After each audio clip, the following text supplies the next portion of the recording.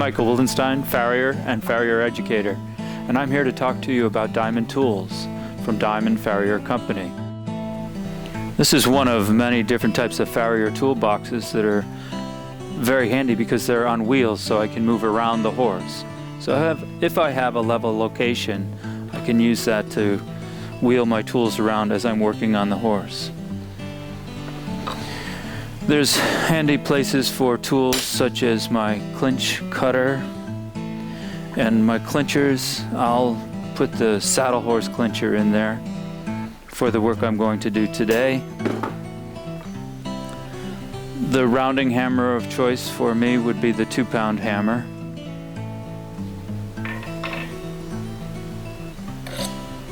The horseshoe tongs. The pritchel.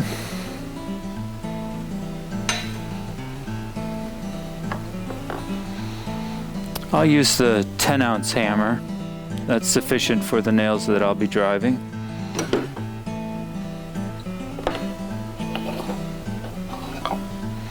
I use a right and a left-handed knife. And quite often when I'm working at the sole, I'll use a wide-bladed knife.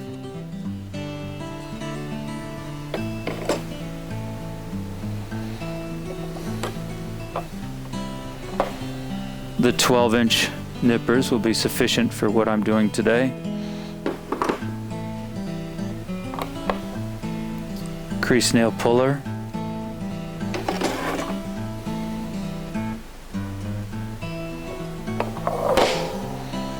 Nail nippers. The clinch block.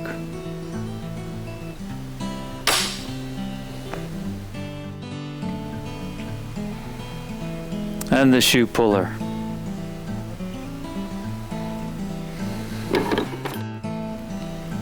I'm using a blacksmith's buddy, which is a training tool in learning how to trim a horse's foot or holding it in the appropriate position.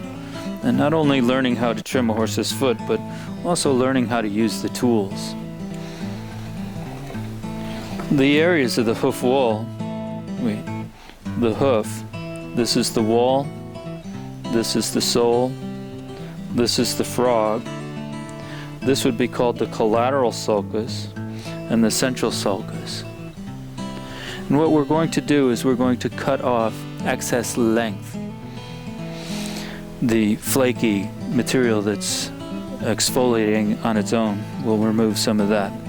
I'll put the knife in my hand, palm up, thumb on the end, and using my thumb as a driver, I'll go around and trim off the sole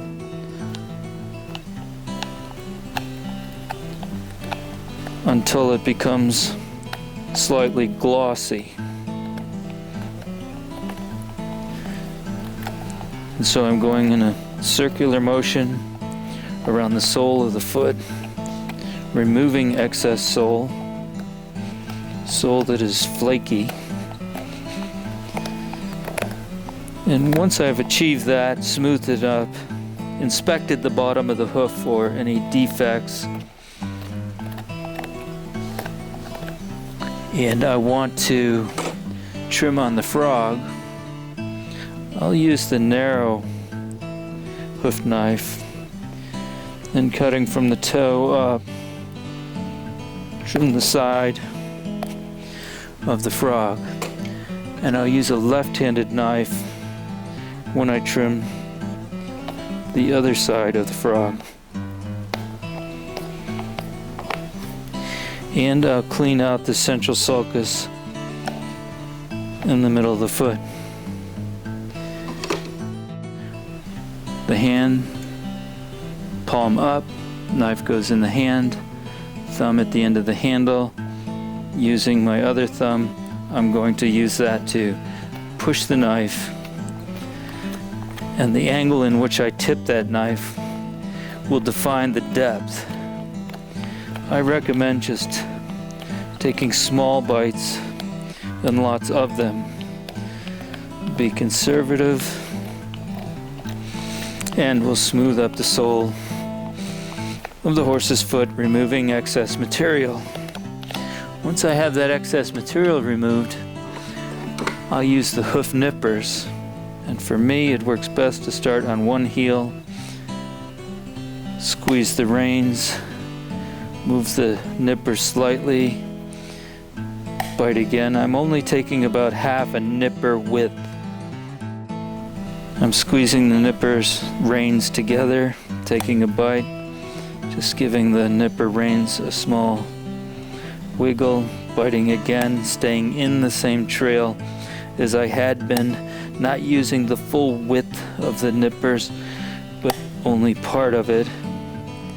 Stay in the trail and walk around, trimming the excess hoof wall.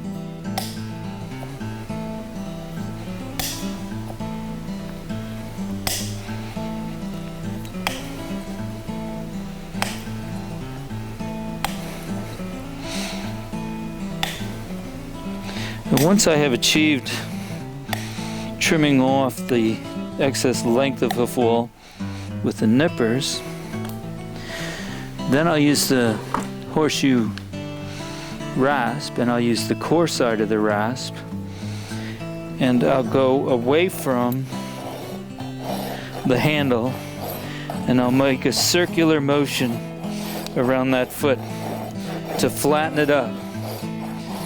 Make it flat, take out the rough marks from the nippers, and make it as level as possible. I'll turn my rasp around so that I'm still able to go away from the handle and file the other side of the foot. Circular motions, and I'll stop occasionally, tip the foot down, and see how flat I'm getting that wall. Once I've gotten the rough work done, I'll flip the file over using the smooth side, finish that up, make any small adjustments that I need to make, and then I'll tip the file up and take the sharp edge off with the smooth side of the file.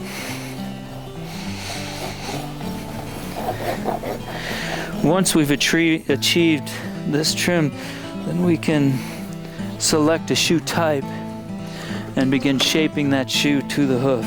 I'm just going to go back again with the hoof knife, make sure I have no sole at the same level as the wall. When applying a shoe, we don't want pressure on that sole, as it could compromise circulation.